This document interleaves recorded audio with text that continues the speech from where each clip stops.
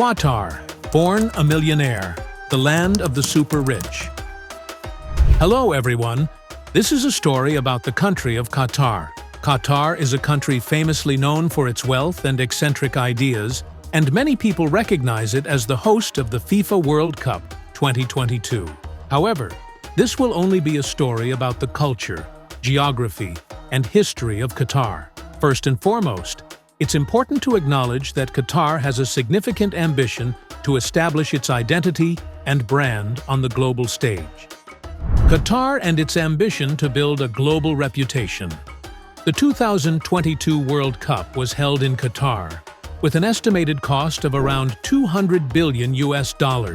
This event is seen as a groundbreaking milestone for a country that has never had the opportunity to participate in the World Cup before.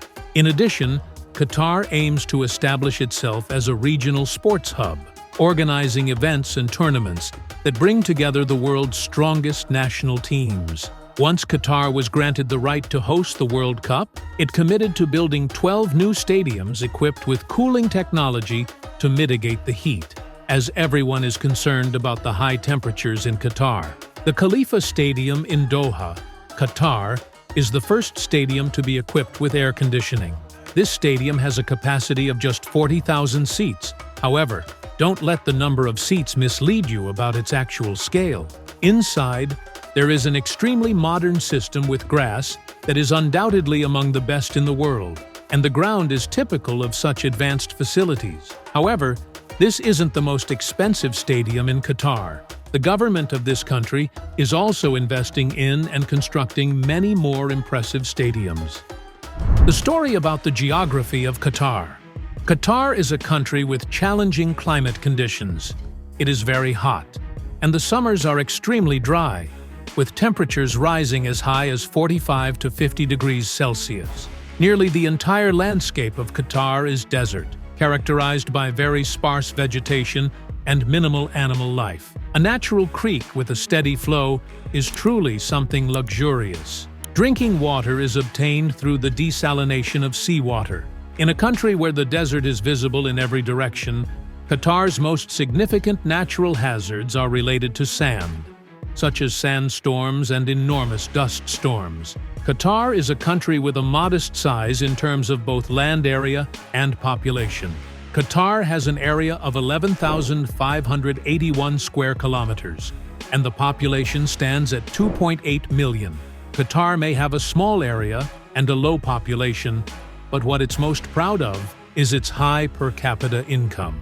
According to IMF data from 2021, Qatar's GDP per capita stands at $59,143 per person per year. This number ranks in the top 10 worldwide. There was a time when Qatar consistently held leading positions, but that was more than a decade ago. Thus, Qatar's GDP per capita is half that of Luxembourg, the country with the highest per capita income in the world. Geographically speaking, as is well known, Qatar is situated in the Middle East and shares only a short land border with Saudi Arabia. Therefore, to enter Qatar by land, you have to pass through Saudi Arabia, which is also a significant rival of Qatar in the region. Alternatively, you can travel to Qatar by sea or air. In particular, air travel is the most popular way to travel.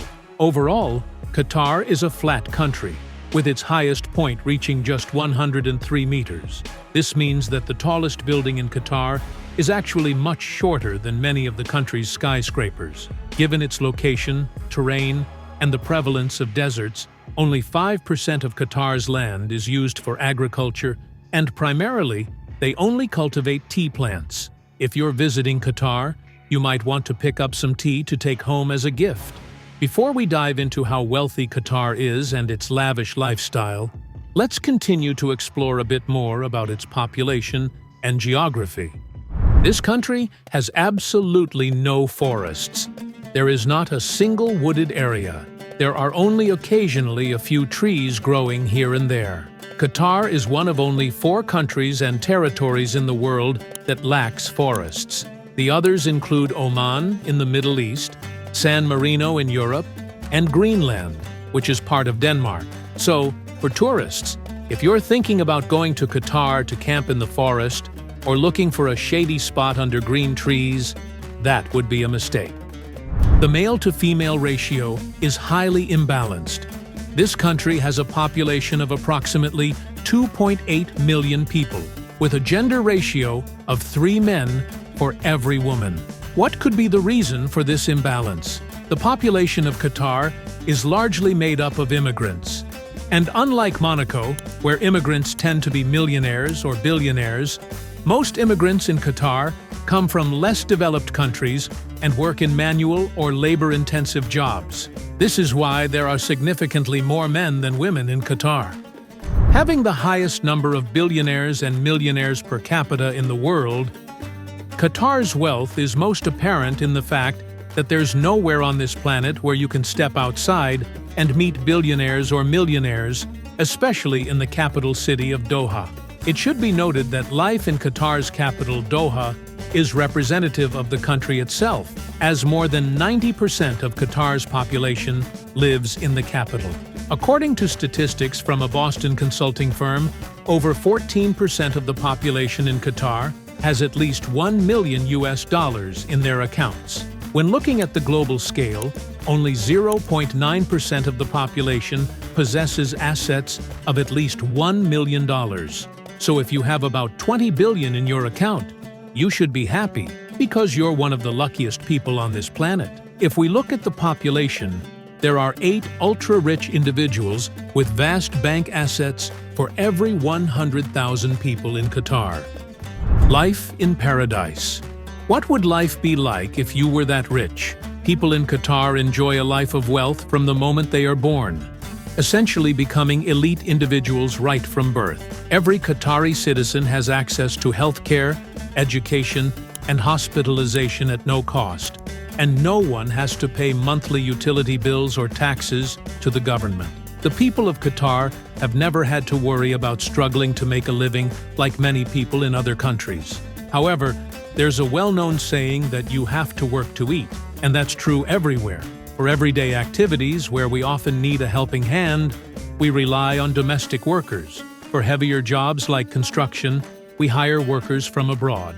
When it comes to flying, Qatar Airways is undoubtedly the most favored airline, recognized as one of the finest in the world. This company is regarded as a marvel soaring through the sky. Doha, the capital of Qatar, is a shopping paradise filled with duty-free goods in its vibrant malls. This is a hotspot for the wealthiest individuals from the richest places in the world to shop and indulge their spending.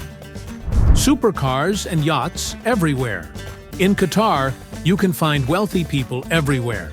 It's totally normal to see them driving a Mercedes, BMW, or Audi. Here, if you want to demonstrate your status, excluding yachts or private planes, you need to have at least one limited edition supercar from a renowned brand. If I happen to miss the chance to buy it, I'll just have to settle for a regular car and bring it here for some fun photos. Let's have a little fun talking about Qatar's wealth. But now it's time to explore why Qatar has become so rich. From poverty to prosperity. Actually, Qatar was once a very impoverished country, among the poorest in the Middle East. For much of the 20th century, this country was situated in a barren region. As mentioned, only 5% of the land is arable. So how are we supposed to eat? The people in this area are quite poor, and their typical jobs involve diving for pearls during the summer and herding camels in the winter. For many decades, Qatar has significantly lagged behind its neighboring country, Saudi Arabia.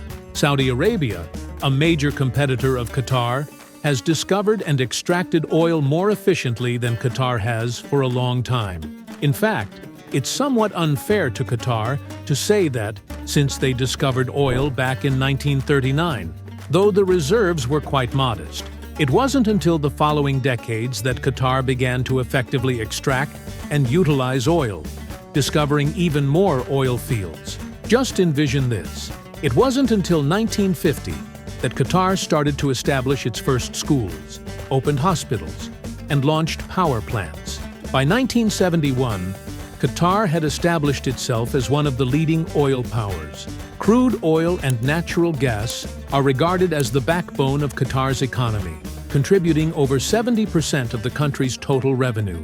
Qatar has the third-largest natural gas reserves in the world and is the second-largest producer of natural gas globally. However, similar to many other countries in the Middle East, Qatar has been working to diversify its economy to reduce its reliance on oil and gas. Qatar has amassed a national fund worth hundreds of billions of dollars generated from oil and gas revenues for investment purposes. This fund will invest in major companies worldwide, including Barclays Bank, and automotive brands like Porsche and Volkswagen.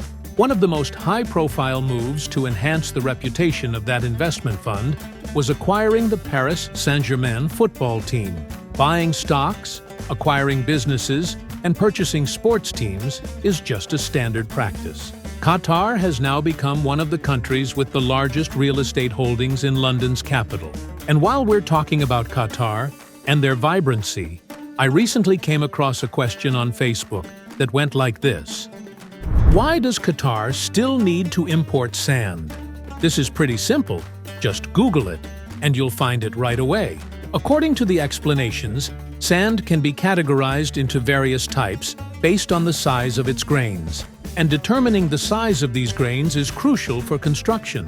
Both sea sand and desert sand found in that Middle Eastern country rarely meet the standards necessary for construction materials, especially when they haven't been processed. Desert sand is fine and smooth, which is why it doesn't stick to surfaces. It lacks enough chemical bonds in multiple directions. If the sand particles are too small, the mixed mortar will become slippery and lack durability. Similarly, sea sand is very round and smooth, but it also contains salt and some seawater. Therefore, it can lead to the erosion of steel, which decreases the load-bearing capacity of the material and shortens the lifespan of the structure.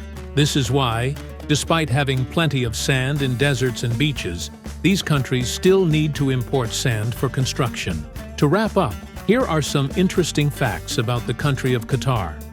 Camel racing. This sport is regarded as one of the elite activities. In the past, camel drivers were often children riding on the backs of camels, racing at dangerously high speeds.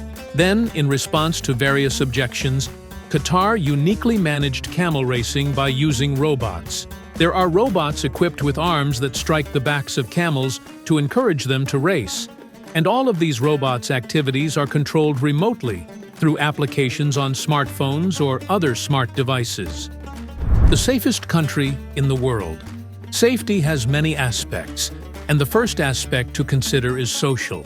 Qatar has one of the lowest crime rates in the world.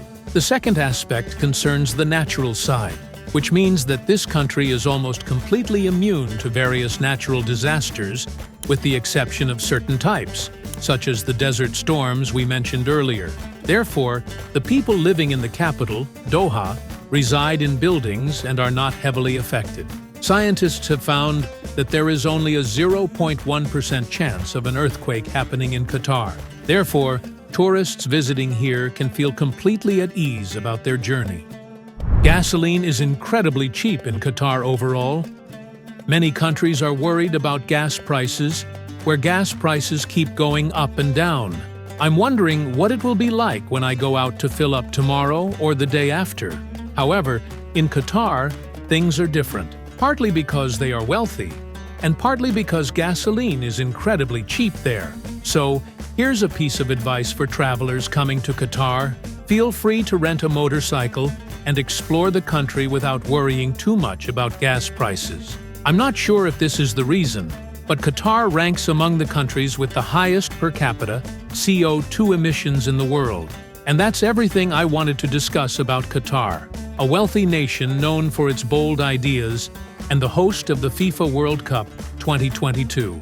In a country like Qatar, just stepping outside can lead you to meet millionaires and billionaires. If you were born and raised there, who knows? You might be a millionaire too. Thank you all for taking the time to follow this story. If you find it interesting, don't forget to hit the subscribe button, turn on the notification bell, and share. And now, I would like to say goodbye.